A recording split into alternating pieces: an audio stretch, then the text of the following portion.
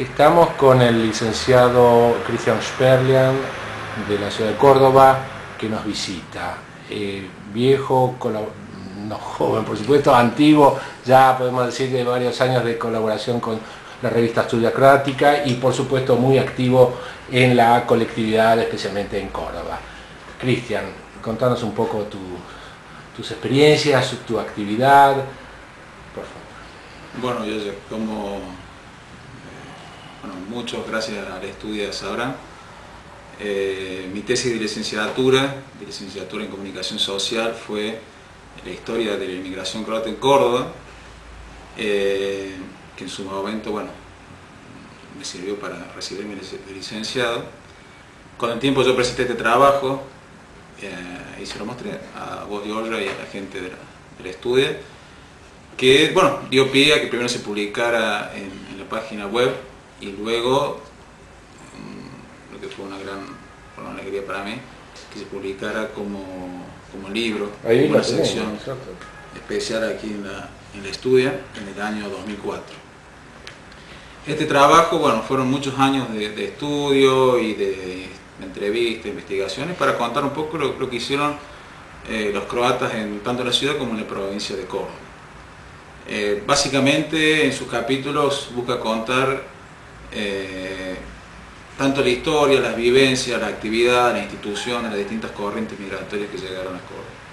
En un principio, en el libro cuento un poco lo que es la historia croata, porque me parecía importante que mucha gente que nunca había tenido contacto con la historia, que sean nietos, bisnietos de croatas que nunca habían tenido contacto, pudieran leer un poco, en ser resumido, y tener una noción de lo que es la historia croata. Luego, en otro capítulo, también menciono lo que es la historia argentina, sobre todo de fines del siglo XIX, donde se empiezan a dar las pautas para promover la inmigración al país.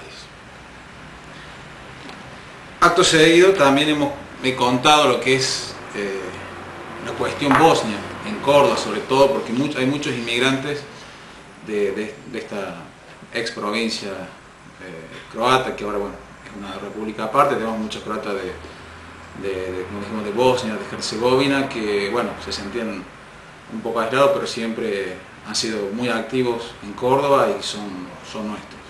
Entonces acá contamos por qué Bosnia es una provincia croata, aunque actualmente sería otra cosa. También comentaba aquí lo que fue el primer croata que llegó a Córdoba, que es Nikola Plantic, que era un jesuita, que tuvo sus años, dio clases en el Colegio Montserrat de Córdoba y que finalmente volvió a Croacia y falleció en Varna.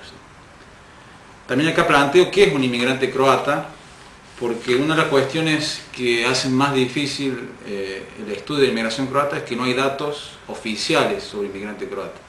Hay datos sobre yugoslavos, datos sobre austrohúngaros, datos sobre húngaros o italianos si venían de Istria, pero no hay datos sobre croatas. Entonces trato de explicar una serie de características que hacen al inmigrante croata, que va a ser en definitiva el objeto de estudio de este libro.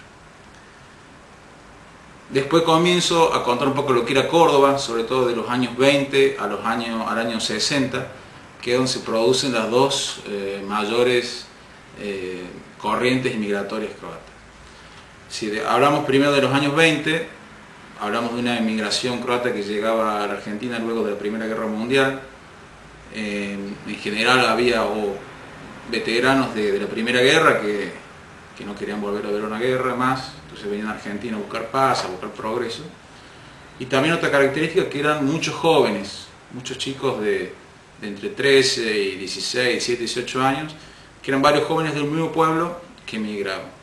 Estos inmigrantes tenían una característica principal, que eran jóvenes, en general eran campesinos, sin una gran instrucción, digamos, educativa, pero con muchas ansias de progresar, de crecer, y llegaban a Argentina en grupos, iban según la ruta del trabajo, iban de Buenos Aires a Santa Fe, o a San Juan, o a Chaco, a Jujuy, de estos grupos luego se afincaban en alguna pueblo o ciudad donde tenían trabajo para todos.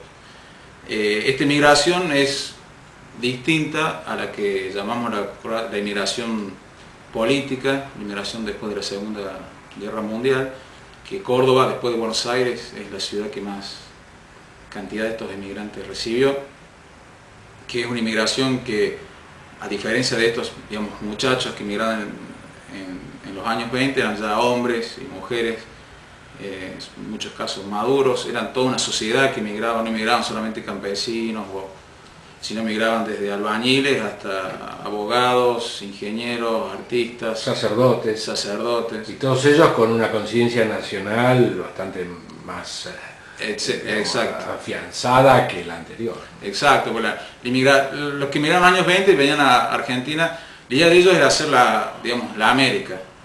Lo que sucede con el crack del año 29, la idea de ellos es de hacer una diferencia de dinero y volver a Croacia, ya no les fue posible por esta cuestión económica.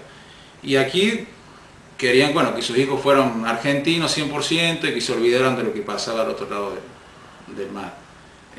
A diferencia de la migración de la segunda posguerra, que no, que tiene una conciencia nacional, que nuestros hijos tienen que hablar el idioma, tienen que mantener la costumbre, porque algún día se iba a volver. Esta inmigración, me digo, trajo con ella muchos intelectuales, que en Córdoba también hubo gente muy importante, como el profesor Tanodi, que fundó la primera escuela de archiveros de Córdoba, el profesor Eterovich, profesor de griego y latín, el profesor Nola, que fuera también el primer director del Coro y Adran aquí en Córdoba, dos pequeñas que eran la doctora Zlata Ternas y Branka Tanodi, en ese momento eran muy pequeñas, que ahora son muy reconocidas en el ámbito universitario. Entonces, digamos, cada corriente tiene sus características propias. Esta segunda inmigración y la primera inmigración, al llegar a Córdoba, también se diferencian incluso en los barrios donde vivieron cada uno. La primera inmigración, llegaron a una Córdoba que todavía formaba el centro de Córdoba, que eran 20 o 30 cuadras por 30 cuadras y no había mucho más. Cuando llega esta gente, Córdoba ya empezaba a crecer,